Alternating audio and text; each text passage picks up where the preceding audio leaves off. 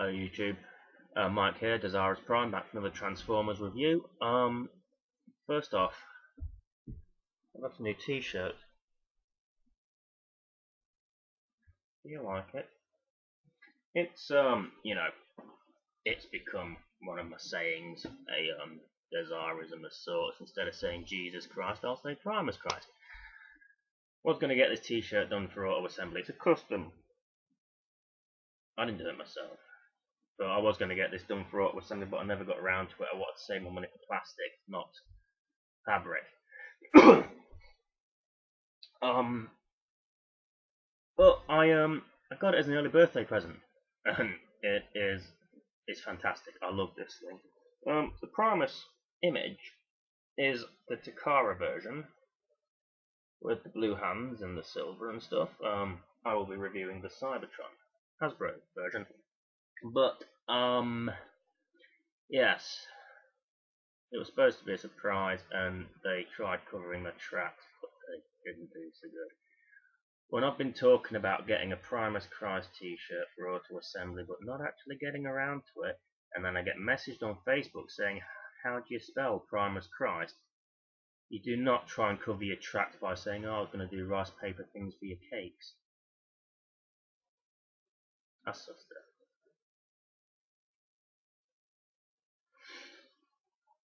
I haven't actually got my proper mic plugged in. I hope this goes well. I'm going to stop. Testing, uno, dos, and stuff. So yeah, that sounded okay. This is louder. But yeah, got me the mic in now. No major editing needed. Cybertron Primus. In his planet mode. He is one that I wanted for years, since 2009. Took his Omega lock and keys out. Got it from auto assembly for 45 quid. If you watch my drunken auto assembly video, you'll know that. Part 2. When I could still talk. Barely. His planet mode is fucking beautiful. I love this thing. He's got cities everywhere, and it's the moulding on the plastic. I'm going to shift that so I can get more central. Move. Is just bang on. I mean, look at that. That crater from like a metallic meteorite or something. It's like a boil on his ass, but you know. No, it's not. Because his ass is there. But yeah. You know what I mean. He's got plenty of features. He doesn't go brum brum because he's not a car. He can't even roll well because he is fucking armed to the bastard teeth. I mean, he's got guns everywhere, and yeah, they don't fire. He's got 2 missiles. I haven't got them in. They're tucked away safely, but just look everywhere. There's guns and minicom ports, and you know, things that just make this look brilliant. Yet, from a continuity perspective, how did this planet get overrun and so depleted of life when he's got all that shit on him? I mean, let's say we got a battle around here, this area, because they won't just walk and roll down, gravity. They're fighting around here. Why doesn't he just shoot the bastards? Bang, bang, bang, bang, bang. Saves himself. I mean, yeah, I get that Primus didn't want to intervene and he created them to do all his work and shit. But, you know, self-preservation, man. It's just, you know. But I'm not trying to take away from the aesthetic of this because it just looks amazing. He's big, he's heavy, he's got a massive armory all around him. He's got all the cities and stuff. And the cities in the yellow as well. It looks like there's lights on, and there's, little simple touches like that just make it seem so much more. He stands with these 4 legs that are supposed to look like towers. I'm not too sure on them. It's good that he can stand in planet mode. They look like legs to me. I think they should have made it a way to fold in, but it's not a big gripe. Neither's the massive hole there. It's a lot bigger than the 4x4 thing on the Death Star, but it I understand why that needs to be there. They could have had a little slot or something, a little thing that when you push this back. But minor gripes, man, minor gripes. I just love this so much, and I got it for 45, a ridiculous price, 45 quid. He's missing his own Cyberplanet key, so I have had to dig out my own. Most of the time I use Vector Prime's redundant Cyberplanet key that has all the symbols on. It's the universe one. It doesn't. There's no function with this in Universe Vector Prime save to give him a slight chocolate orange look. His Omega Lock, I've got some keys in here. None of them are from the actual Cybertron line. I've got 07 Movie Clocker's speed key that apparently isn't a true Cyberplanet key, but I'm not going to get into technicalities. Universe Leo Prime's Jungle Planet key. Universe Heavy Loads Gigantian key, because he builds houses and he needs keys. And Universe Overloads Earth key. I also have the 2000 movie Jetstorm. He has a Cyberplanet key, but it's just got a Decepticon symbol tamper-graphed onto it, because Decepticon Planet key. I don't know. Now this, is like the lazy boy of Transformers, because there's just, this bloody Omega Lock does so much for you. It's like, it's like your own little servant.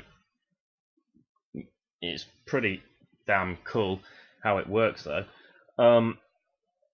First off, when you put the Omega Lock in, you can't see it very good, but there's a red light. Let's bang it out. No red light. Red light. Yeah, you can just see it. I'm not going to go into his battle station mode because pointless. So yeah. So I've got a bit of heartburn. Right, let's get to transforming this fella. Yeah, he's got a bit of a loose foot flap there. Transform him. You put it in the hole on the top, the North Pole section up. Right, I'm going to take the keys out for now because they don't sit in at the best of times.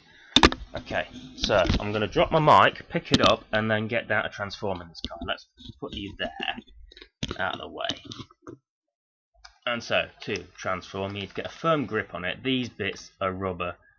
It's a pain in the ass because you can't get as firm a grip because your fingers tend to slip back, but it beats snapping them off. So try and grab as much of the hard plastic as you can, I think. And you can already hear that, can't you? Nice little noises and stuff. And it's kind of like, you just, that is, the missile's going there, by the way. Intimidating enough in his own right if you're about to invade the planet. You're not going to see Earth do that. But yeah, kind of, Mega Zarek wouldn't have stood a chance blowing this bastard up in Headmasters if it had done that back then. But yeah, okay. Right, then you gotta lift up his ass flap, his nappy type thing. Isle of Mess Ray, he made a point at auto assembly when I bought this that I was looking at it, 'cause this is the main one I wanted. If that was on a swivel, it could have quite easily gone like that. I mean, hell, you could have it like that. But, a swivel would have made it look so much better. But for the purposes of this, I'm going to keep it like that. So yeah, you lift his ass flap up. Next thing you're going to do is go to the bottom of the planet mode and pull out like so. And straighten his legs out. Now, we need to turn at the waist. Let's see if I can get this done with his hands down like that.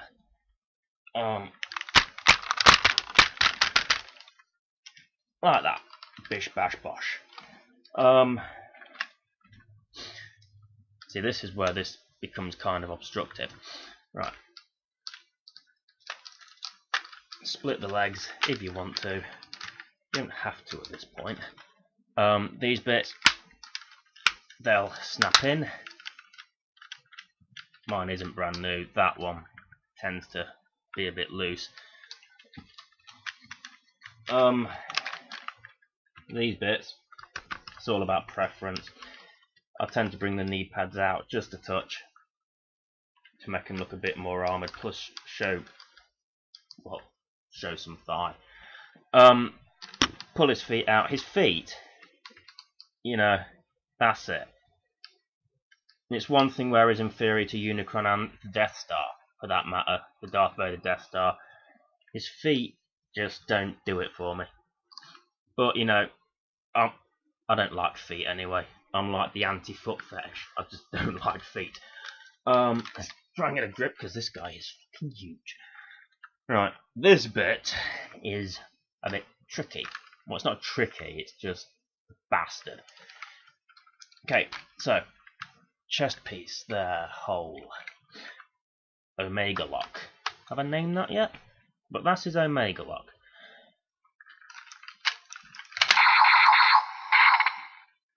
Like so.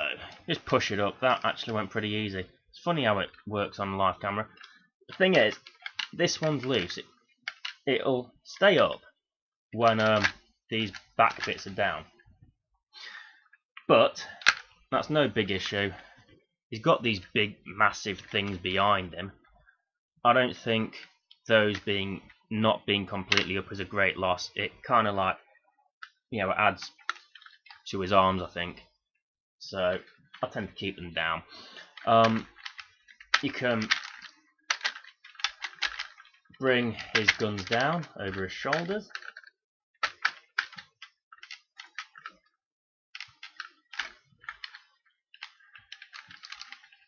Like that, to make him more of an armed bastard. These bits can go up, but that one's loose. I just think that's a bit too much though. It's nice and compact like that, I think. Yeah, his arms, bring them round, bend them if you want. You need to pull his fists out.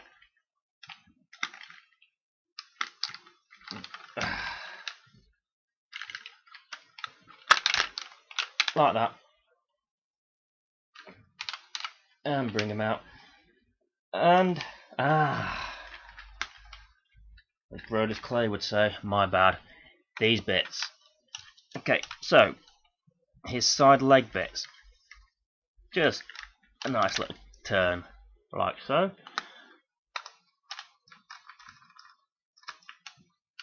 Same with the other one. And bam. And then if you want to make him even more armed, there's just, this thing here, just push it out like that. And like that. Okay. So that is him in his planet mode. He's massive. He's not as big as Unicron, but he is bigger than I expect him to be. Right. Using a Cyber Planet key, you just push it into his arms and it brings out his guns. They pop out and down, like that. I didn't actually get to use the full thing of that because at auto assembly because I didn't have any Cyber Planet keys on my person. And the same with that. And it brings out his forearm guns. Okay, I'm actually going to try this like that. Let's pull that off. So yeah, you can have it like that, but it does tend to stick out a bit. So I think I'll keep it like that. You know, a lot of the guns are rubber, soft plastic. So, you know, but considering the amount of sharp ends on him and stuff, I don't know if the Takara one's got fully solid plastic or not, but you know, these are pretty soft. It makes sense. I think I'm not going to gripe about that because kids.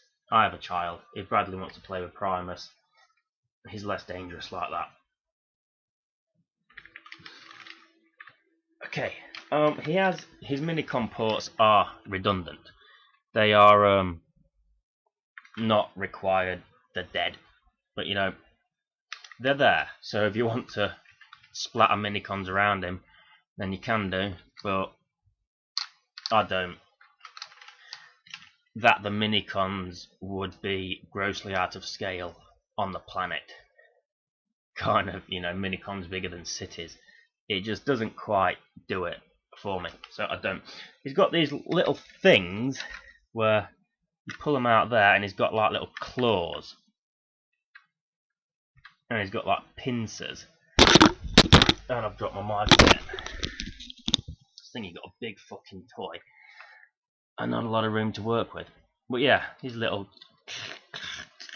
things that also have minicon ports on for some reason. I don't know, maybe you can have minicons operating his bondage claws or whatever. Yeah, let's see, is there anything else? I think that's pretty much it. Yeah, you noticed his leg stands have kind of moulded into his legs pretty nice. This guy is a beaut. I do like this guy. He like I said, these loose bits here and there, they're no big loss because, you know, hanging down a bit, it doesn't bother me as much. When you've got it up like that, it kind of hides this, and I like it exposed. His guns can also be folded the right way and placed back if you want him to look ever so slightly less weaponized.